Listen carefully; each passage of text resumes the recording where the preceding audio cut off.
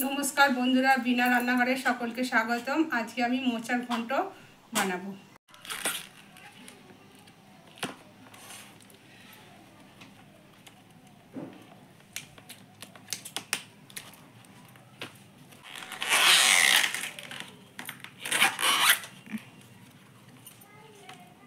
এই যে মোচা থেকে আমি এই মধ্যিখানের ফুলের মতো অংশটা বার করে নেব, আর এই ছোবড়াটা, মোচার এই মাঝখানের এই অংশটা বাদ দেব, আর এইটাও বাদ দিয়ে দেব, এই দুটো বাদ দিয়ে দেব। দিয়ে আমি এইরকমভাবেই মোচাগুলো সব ছাড়িয়ে নেব।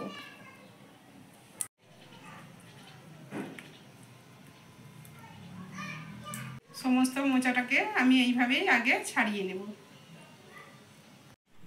মোচাটা ছাড়িয়ে নিয়েছি। এই যে দেশলাই কাঠির মতো মাঝখানের অংশটা, এইগুলো পুরো কাঠির মতো লাগে, দেশলাই কাঠির মতো।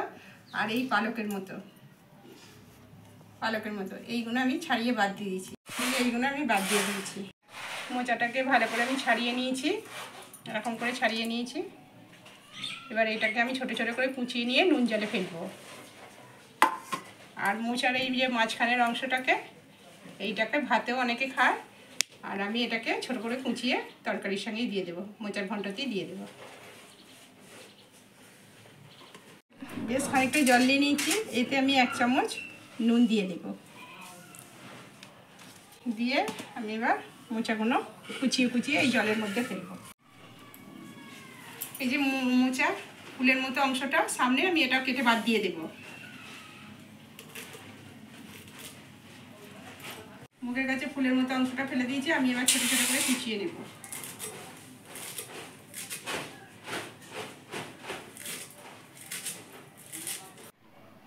এরকম ছোট ছোট করে আমি সবগুলোকে কুচিয়ে নেব।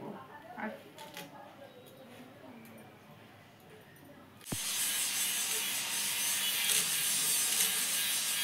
আমি ছোট ছোট করে কুচিয়ে নিয়েছি, নিয়ে নুন জলে ফেলিয়েছি। কত কষ বেরিয়েছে, একটু চটকে দিয়েছি, চটকে দিলে কষটা সব বেরিয়ে যাবে, তাহলে তরকারিটা আর কালো হবে না। কড়াইকে ভিজিয়ে নিয়েছি, আদা রসুন বেটে নিয়েছি।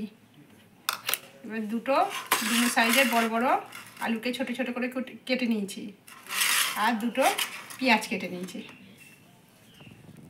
চলুন এবার ভিডিওটা শুরু করি। কড়াইটা বসিয়ে দিয়েছি গ্যাসেতে, আমি এবার 1 মগ জল দিয়ে দেবো। 1 চামচ হলুদ দিয়ে দেব, 1 চামচ নুনও দিয়ে দেব।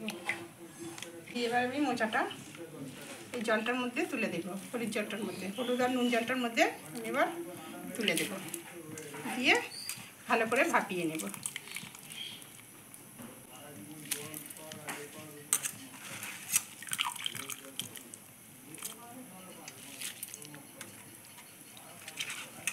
এই যে মোচাটাকে কেটে রেখেছিলাম নুন জলে, কত কষ বেরিয়েছে। এবার এর সঙ্গে আমি আলুগুলো দিয়ে দেব।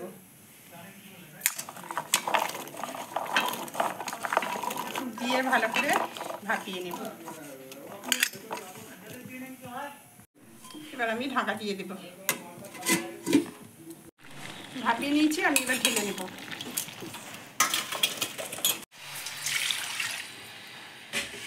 কড়াই আমি পরিমাণ মতো তেল দিয়ে দেব। এবার তেলটাতে তেজপাতা আর শুকনো লঙ্কা দিয়ে দেবো।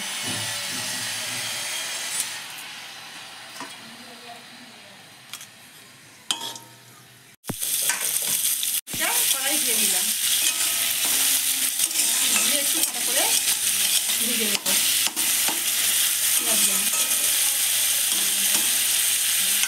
পেঁয়াজটা লাল লাল করে ভাজা হয়ে গেছে, আমি এবার আদা রসুন বাটাটা দিয়ে দেবো। একটু ভালো করে কষে নেব।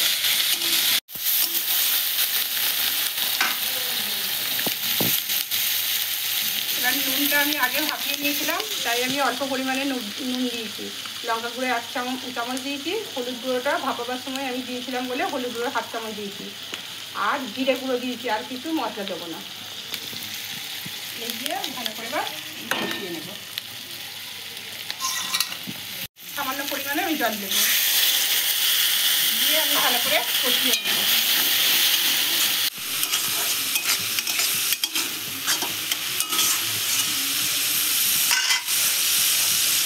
কষানো হয়ে গেছে, আলু আর মোচাটাকে ফাটিয়ে নিয়েছিলাম, এবার আমি এই কড়াই দিয়ে দেবো।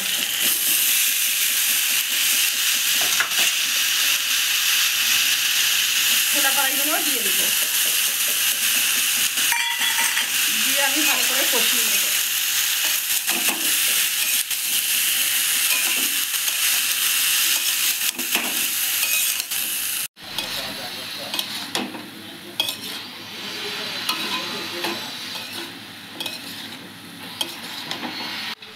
পাঁচ মিনিটের মতো আমি ভালো করে কষিয়ে নেব।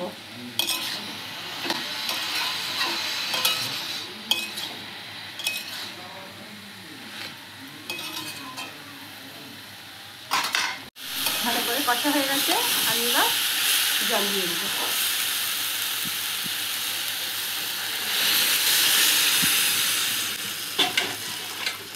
আর একটু দেবো,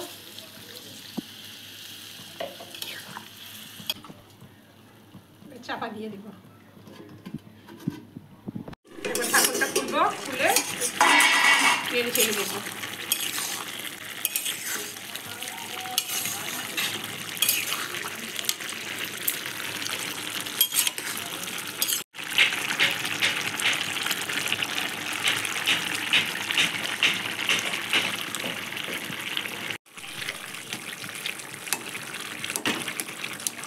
মোচার ঘন্টটা হয়ে গেছে, আমি এবার 1 চামচ ঘি দিয়ে দেবো।